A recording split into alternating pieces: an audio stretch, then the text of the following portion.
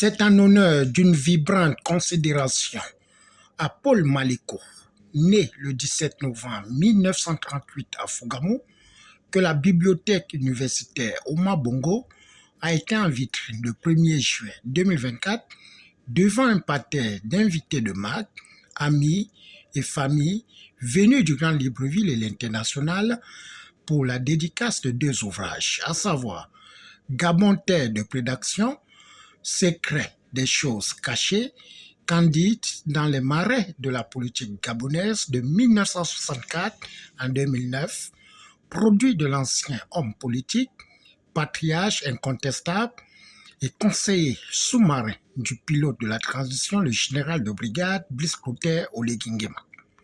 Brice Clotaire Oligui-Nguema, qui me permet l'audace de parler et d'écrire librement devant un public aussi savant, aussi calme et aussi averti que l'autre, ne constitue pas un ouvrage scientifique au sens universel du terme.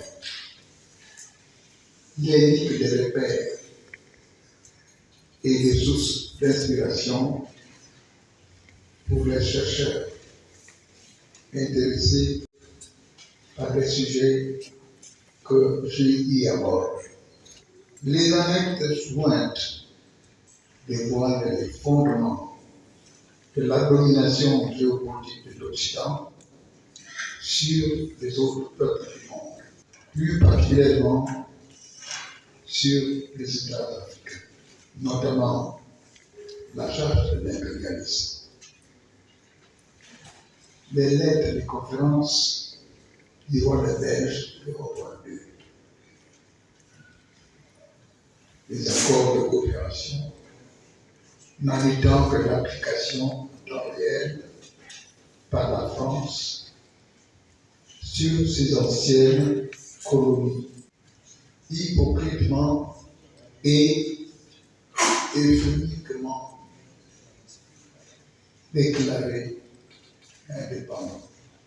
Après la présentation des 2 ouvrages devant la presse et une salle qui a refusé du monde, face à l'engouement et le désir de découvrir la démarche objective et référentielle, le professeur Mathurin Ovono Ebi, François Ndongo-Bian, premier vice-président de l'Assemblée nationale, ainsi que Madame Maléco, fille aînée, n'ont pas hésité à donner leur avis, suivi des encouragements.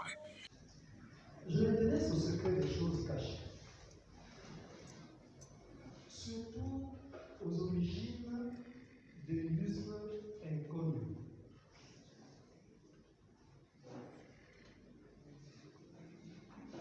Mathilde Goyenne,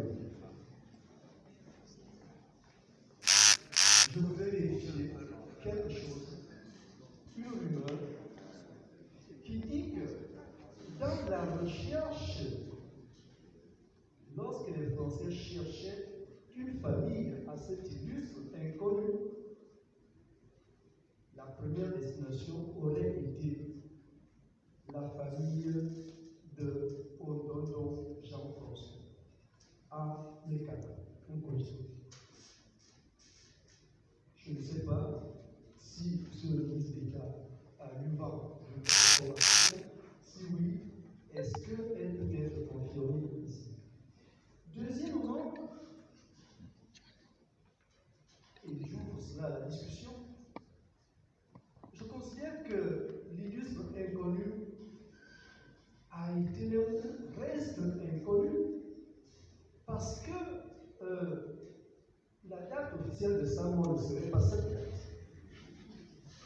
Et aussi, le fait que ce cercueil ait été scellé sans qu'on découvre qui était à l'intérieur continue d'alimenter les débats.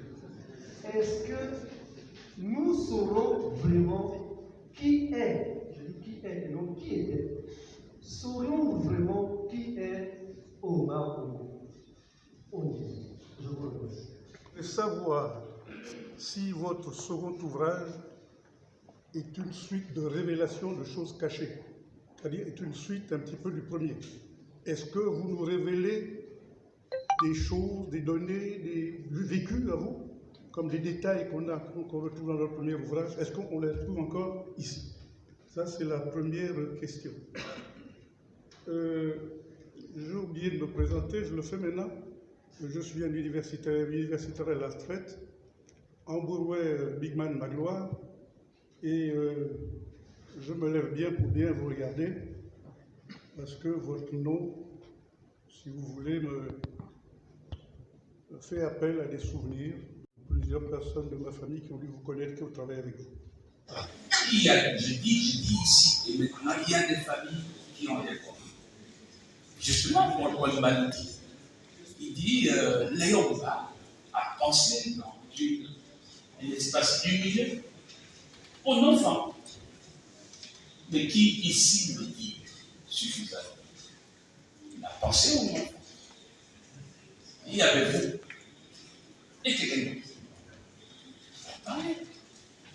Il y a prescription, ils sont tous morts.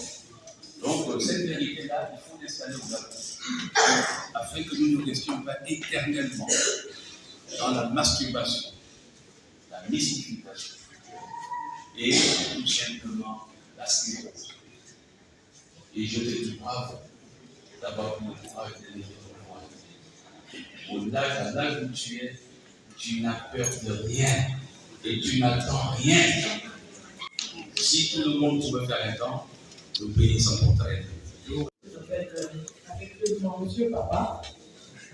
Alors, Monsieur Papa, permettez-moi d'oser vous poser une question sensiblement politique, non pas en tant que votre fille qui évoquerait les aspects politiques de notre pays avec vous.